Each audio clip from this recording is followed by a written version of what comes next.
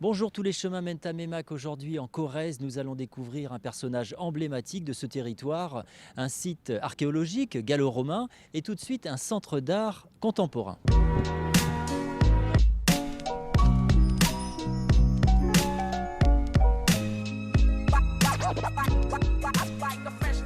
L'origine, c'est deux passionnés de création contemporaine, Caroline Bissière et Jean-Paul Blanchet, qui ont rencontré le maire de Meymac de l'époque, qui avait envie de dynamiser sa ville.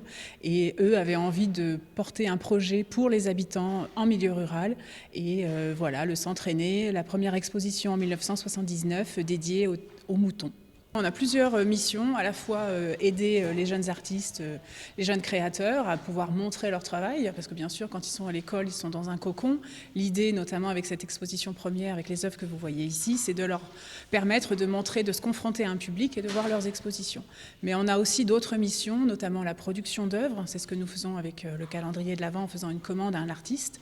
Et puis bien sûr la diffusion au public, la rencontre avec le public, pour que le public puisse accéder à cette création autant que si nous étions dans une grande ville.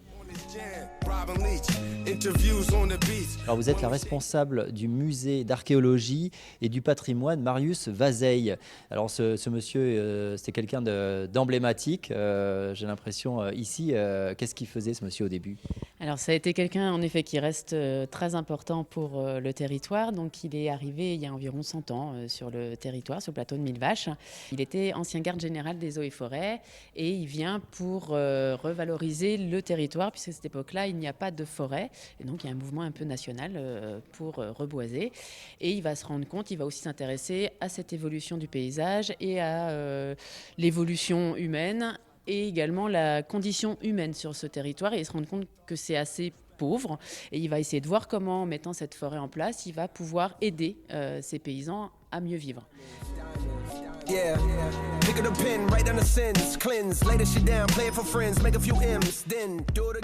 Alors nous sommes sortis du musée Marius Vazeille pour aller sur ce site archéologique des Carres, un site découvert par Marius Vazeille, Claire. Oui, tout à fait. Donc, il l'a redécouvert à l'occasion d'une de ses tournées forestières et il va commencer de faire des fouilles à partir des années 30.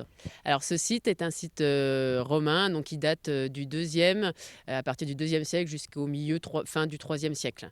Il est unique parce qu'il est très important. Donc là, il est fait en deux parties. Ici, on est sur la partie d'habitation, donc on est sur la villa qui comporte une quinzaine de pièces, dont on va retrouver des thermes privés. On peut voir d'ailleurs des éléments d'hypocauste. Donc c'était en fait un type de chauffage au sol. Donc ils avaient déjà en fait beaucoup de bien-être. Et on va également retrouver donc une cuve exceptionnelle, puisque c'est la seule qu'on connaît en Limousin, qui est donc une cuve monolithe, donc dans un seul bloc de granit, qui fait environ 8 tonnes. C'est la fin de ce numéro à Meymac et aux ruines des Carres. À très bientôt sur Noah.